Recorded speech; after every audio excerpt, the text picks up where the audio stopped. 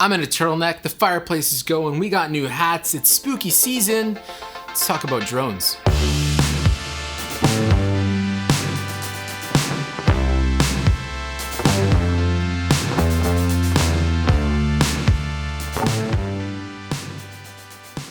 If you haven't seen my Mavic Mini video yet, definitely watch it before watching this one. If you bought a Mavic Mini because of that video, do not let this video discourage you. They are different drones and your Mavic Mini is still absolutely fantastic. It's still one of my favorite drones. We're just gonna talk about how the Mavic Air 2 might be a bit better for some other folks, and it could be an upgrade path for you down the road if you currently own a Mavic Mini. Let's talk about size. I know with the Mavic Mini, I talked about how small it is and how I praised how easy it was to fit in your backpack and how easy it was to keep with you basically at all times, like it could go in your backpack whenever you want. With the Mavic Air 2, I had to rethink this a little bit because when I look at the Mavic Mini and I put it beside the Mavic Air 2, of course the Mavic Air 2 is like twice the size of the Mavic Mini, but you have to factor in all of the accessories and the things that you'll be bringing alongside the drone itself. So you will have a controller, most likely, you will have your extra batteries, you're gonna have all this stuff that comes along with the drone anyways. So when it becomes a practical footprint in a bag or with you at all times, the Air 2 and the Mini are extremely similar. Like if you have to carry the bag for the Air 2 or if you have to carry the bag for the Mini, it really doesn't make a whole lot of difference in your everyday usage when you're out and about getting ready to drone. That's probably the most Canadian thing I could have said in this video, which is out and about. I'll wait for that siren. So if you're going with the Mavic Mini only on size, just know that the Mavic Air 2 is very portable and it folds up nice, and you're basically gonna have the same amount of space taken up in your bag or wherever it may be with the Mavic Air 2 or the Mavic Mini. The next thing I love about the Mavic Air 2 is the new controller. I know this is a bit controversial for some people because they don't like that new controller, but I think it's just habitual for people that have come from a Mavic Pro, or maybe they have a Mavic Pro 2, and they're used to the phone being on the bottom of the controller. I came from flying the original Phantom and the Phantom 3, where the controller actually mounted on top of the controller. Sorry, the phone mounted on top of the controller. And so for me, picking up the Air 2 controller, I was right at home. I love having the screen on top of the controller. I just think it feels more natural for your eye line when you're looking down on it to have your thumbs below. If you never experienced the old drone and maybe your first one was a Mavic Pro, I could definitely understand the hesitation of the switch. But trust me, once you get used to it, I do think it is the better move, and there is a reason why they went back to having the phone on top. I just think it works better, and I don't know if this is true or not, but I'm sure the way the mechanism works with how it actually holds your phone, something to do with that is also the antennas. And so now you no longer have to have actual little rabbit ears like you have an old CRT television. You basically just have the controller, your phone goes into it, you plug it in, and it's good to go. It feels perfect in the hand, it's nice and ergonomic. It is the best controller I think DJI has made yet. It's very similar to that smart controller thing that they make. And so I think moving forward, we'll see more iterations of this controller style, and we will see the old Mavic Pro 2 style and the Mavic Mini style controller phased out. Let's talk about image quality. I want to caveat, I don't like image comparisons. I don't like when cameras are put up side by side. I know there is a place for that. I know a lot of people love it. And I know there's even technical merit of wanting to see a camera next to another camera. For me, I like to think about a camera in isolation because that is how it will be consumed when people see the work that you make. No one is gonna watch your Mavic Mini video and put it there and then put up a Mavic Pro 2 video right beside it. And if they do, they're probably a little bit crazy, and that's not the market you should be making videos for anyways. But for you personally, and when you're out there and you're making content, this needs to be something you think about as a video that lives on its own. So for me, I would say if you have a Mavic Mini or you've seen Mavic Mini footage, you know the footage looks great. I've put reels out up from it. Image quality is something I know a lot of you worry about. If you're using this professionally, if you're using it for stuff that's beyond just social media or YouTube and stuff like that, I can understand wanting the best of the best, and you're probably looking at the Mavic Pro 2 or the Mavic Pro Zoom because it's got that 1-inch Hasselblad, all that kind of fun stuff. I just want to tell you that the Mavic Air 2, as a professional, as someone who has to use this for client work and all that stuff, the Mavic Air 2 is perfect. When you consider the Mavic Mini, which I think is perfect for 95% of people out there already, the Mavic Air 2 just improves upon what was already great in the Mavic Mini, which is good color science. It's a really nice profile. I think the image quality is great. It's sharp, it's crispy. Now it's 4K. On the Mini, it was only 2.7K, so you're getting some more resolution out of it. The one feature when it comes to image quality though that I think dummies every single other drone that DJI has ever made is 4K 60 frames per second. And it's not because of the reason you might think. Yes, it's cool to be able to have slow motion footage. Personally, I'm not big on slow motion footage. In fact, when I shoot on actual cameras and cinema cameras and stuff like that, 60 frames per second is usually the fastest frame rate that I will shoot. And so for me, when I got this drone and I started flying with it, I was like, oh sweet, now I can match my 4K 60 to the 60 FPS B-roll that I'm probably shooting on another camera.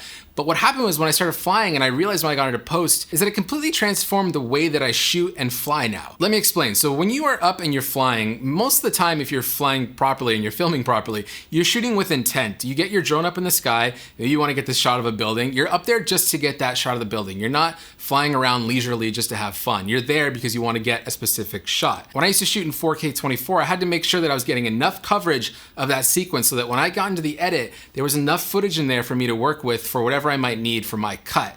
Now that I shoot 4K 60 primarily with the Air 2, I know that I can get up into the sky, get that shot of that building, and slow it down 40% so that when I'm up there for 10, 15 seconds, I'm actually getting 20 to 30 seconds of usable footage out of that sequence. For me, that makes flying way safer, way easier, and less time consuming because essentially all of my footage is basically doubled when I get into post. That to me is a standard feature that should now be on every single drone because it completely transforms the way that you fly. I think it's safer. You're in the air for less amount of time. You're getting the shots that you need way quicker and way easier. And you know that when you get into post and you start editing, there's enough coverage of that sequence that you're not sitting there being like, oh, I wish I just flew for a little bit longer, because you know that you can just slow that footage down. If I could just make this video about that, that's fine. I think that is why this is a perfect drone. Until the other drones have 4K 60, this is the drone to buy. I cannot stress that enough. Enough talk about image quality. Let's see how the Mavic Air 2 shoots. Here is a reel of footage with the Mavic Air 2. I hope you enjoy it. We'll wrap this up after, and I'm gonna give you a little sneak preview of some anamorphic footage that I've also shot with the Mavic Air 2, and I'll show you how I did that. But first, here's the reel.